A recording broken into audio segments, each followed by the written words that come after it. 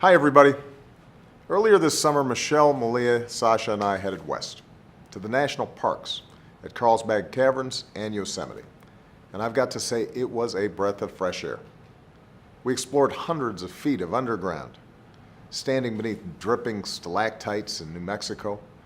We hiked up a misty trail next to a waterfall in California. And I even took a few pictures of my own, which I thought were pretty good. But the truth is, no camera, especially one with me behind it, can fully capture the beauty and majesty of America's national parks.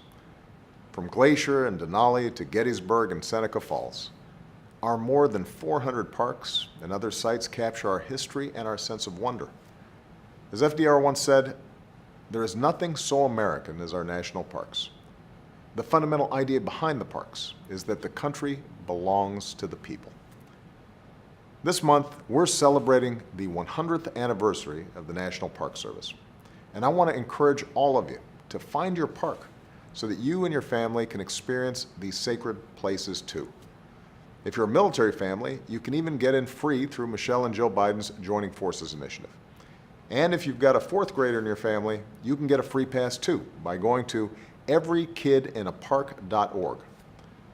I hope you do, because all across the country, the National Park Service is preparing for a big year. We're revitalizing a grove of giant sequoias in Yosemite, repairing the Lincoln Memorial, and enhancing the iconic entrance to our first national park at Yellowstone. As president, I'm proud to have built upon America's tradition of conservation. We've protected more than 265 million acres of public lands and waters, more than any administration in history. We've recovered endangered wildlife species and restored vulnerable ecosystems. We've designated new monuments to Cesar Chavez in California and Pullman Porters in Chicago, and the folks who stood up for equality at Stonewall in New York, to better reflect the full history of our nation. And we've got more work to do to preserve our lands, culture, and history. So we're not done yet. As we look ahead, the threat of climate change means that protecting our public lands and waters is more important than ever. Rising temperatures could mean no more glaciers in Glacier National Park, no more Joshua trees in Joshua Tree National Park. Rising seas could destroy vital ecosystems in the Everglades, even threaten Ellis Island and the Statue of Liberty.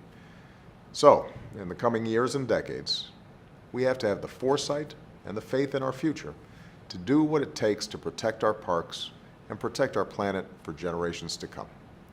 Because these parks belong to all of us, and they're worth celebrating, not just this year, but every year.